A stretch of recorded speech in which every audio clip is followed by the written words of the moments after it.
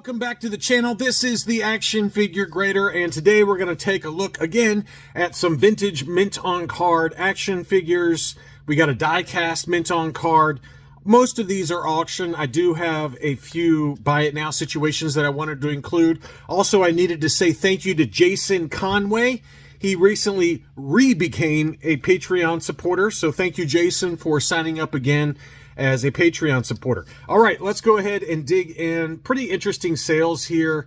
Let's start off with this die-cast land speeder. This is one I believe I had in a what to buy video. It was by no means perfect. It looked like it had some yellowing starting on the blister, and you can also see some creases on the card. One of them goes all the way almost to the other side of the card. And it was a punched example, no price sticker, one little scratch by the Star Wars logo, but a very nice example of a 12-back mint on card. Probably about 75 grade is my guess. I don't know how they're going to score this. It's really tough with the die cast, and it does have a pretty pronounced crease, so maybe it only gets a 70. I don't know. The blister itself was in really nice condition overall, though. Structurally very nice. That one sold for $285.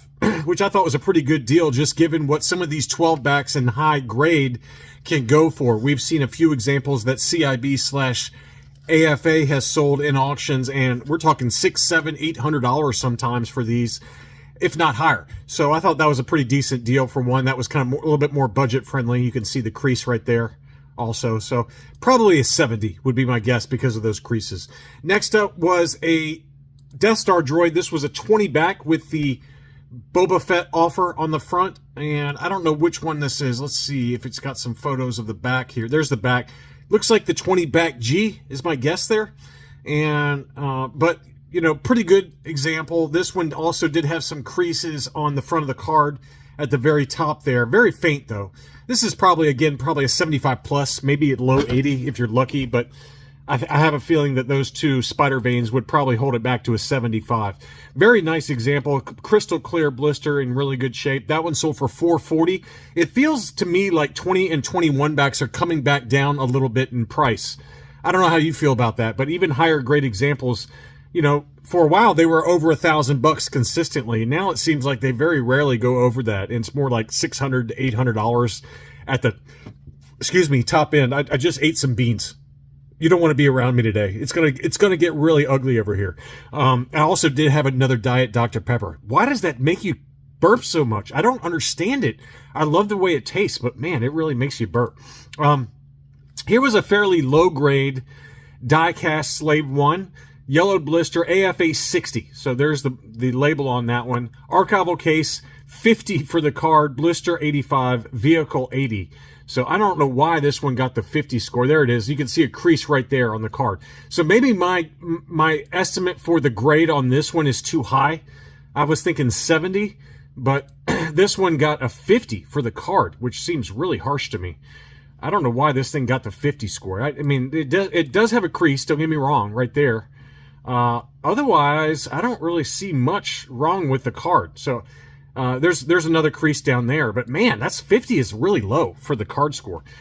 So I think that presents a lot nicer than an AFA 60, and that's probably why it sold for so much. 586 on that one, and I think I've got the CNT auctioneers results over in the UK. They had a UKG 80% that sold for not much more than that. It was around $700-800 somewhere in there for a UKG 80 for the Slave 1. But this one presents a lot nicer than an AFA 60. 586 again. That was a buy it now situation. I got a couple of 31 backs that sold, 31As. This is the Walrus Man, and this was a nice looking example. Did have some wear around the hang tab there, but overall pretty decent. Got some edge wear on the right hand side. Crystal clear blister. That one sold for $312, which I thought was a really good deal. I didn't see this one until after it sold, so you know, who knows what's going on with it, but you know, probably a 75 for the card score because of the damage around the hang tab. But the blister and the figure both look pretty good there. 312, again, 3 bids on that one. Here was another 31 back A Luke Skywalker X-Wing, punched example with a big Toys R Us price sticker, archival case, AFA 80, $1,100. $1,100. So Empire Strikes Back Luke X-Wings are always pretty expensive. I know that, but I think that, this was a buy it now. I would argue that in a straight auction, it would not sell for that. Maybe I'm wrong. I don't know. But I think it's probably, in my opinion, what I would pay for this, I probably wouldn't pay more than about $800 or $850. Maybe I'm being overly pessimistic on that, but $1,100 does seem a little high to me. No offense if you happen to be the one that bought it, but that one just seems high. Here was a beautiful Survival Kit 41A Imperial Hoth Stormtrooper. This was an unpunched example. Some very light litho issues below the ages 4 and up.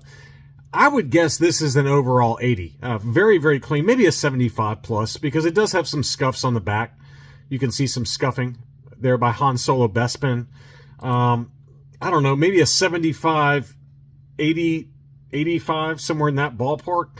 I think it has an outside chance at an 80 overall grade. Now, it was listed for $700, which I wouldn't pay that, but the best offer accepted on that was $550, which is not bad. I mean, that's a pretty big discount.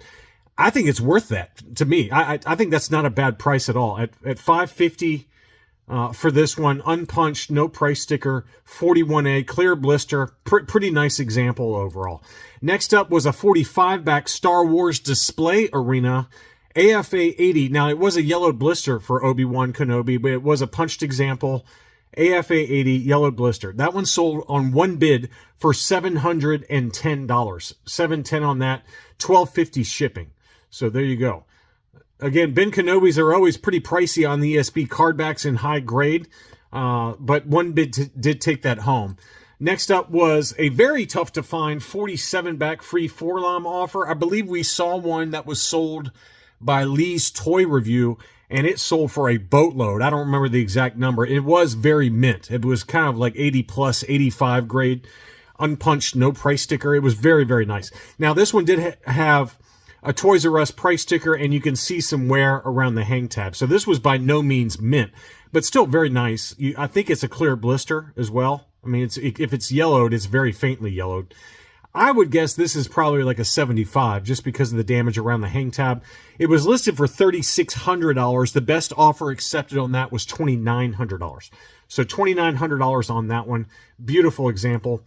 Here was, this seller had a number of really nice examples. Now, none of them were perfect, but I thought they were worth showing. This was the Revenge of the Jedi 48-back. I think this is the 48-back C for the Cloud Car pilot.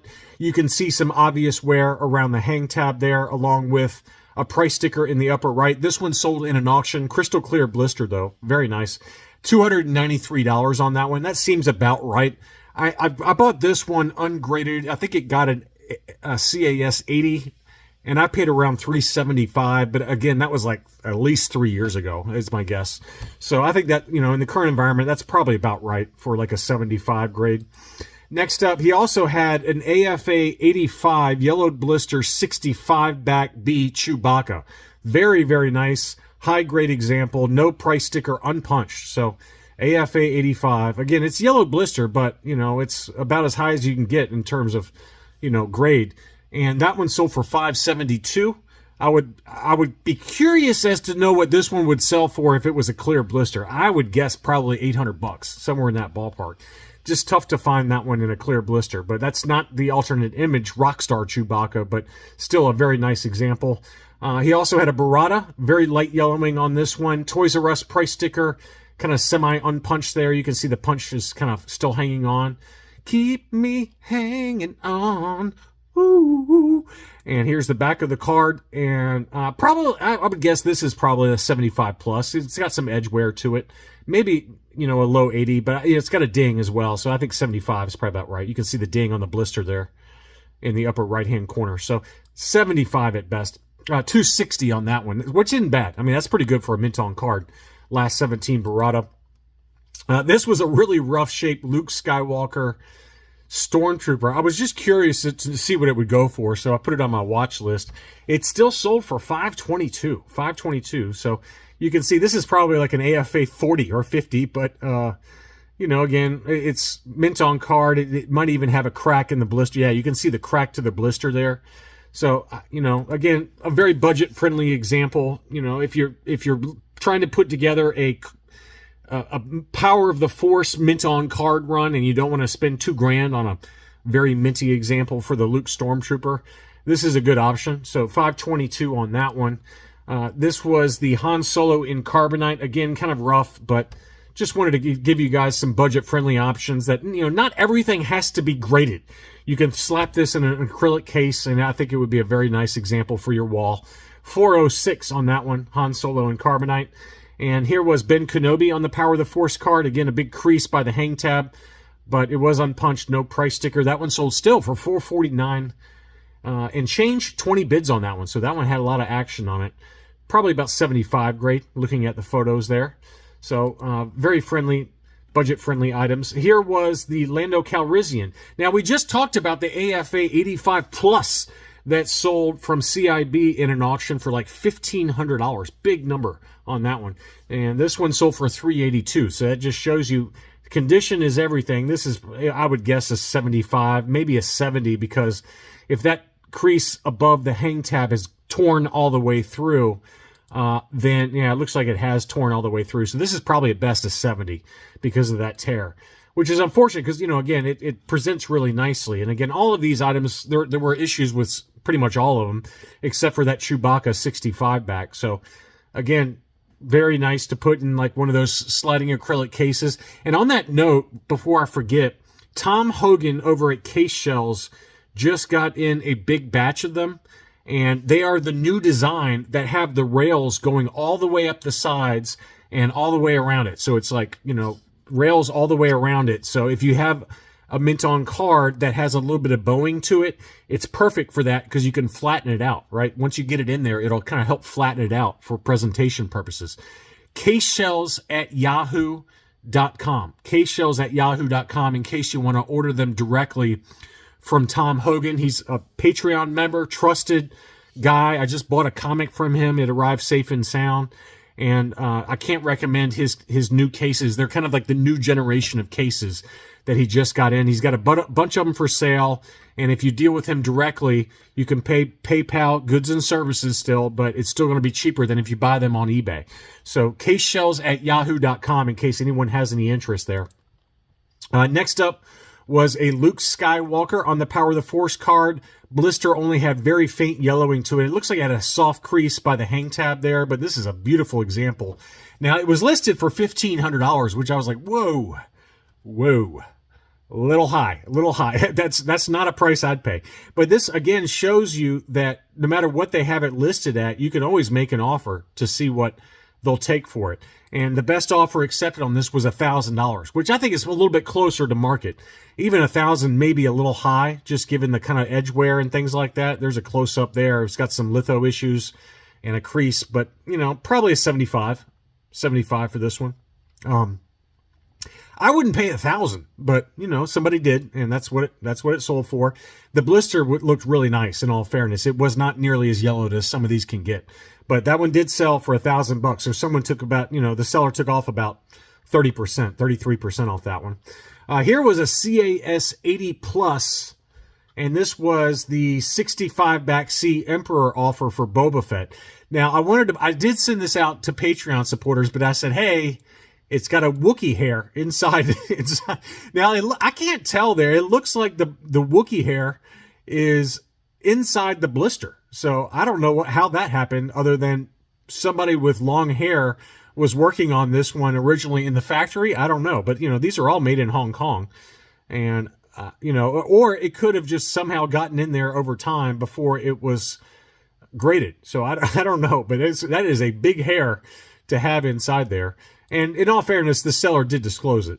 Now, the card got an 80, blister 85, figure 85 for an overall 80 plus grade, yellowed blister, 65C, and that one sold for $2,000. It did sit on the market for a little while there, but someone did pick that up. Punched example, no price sticker, with a hair. Congratulations. The hair is no extra charge.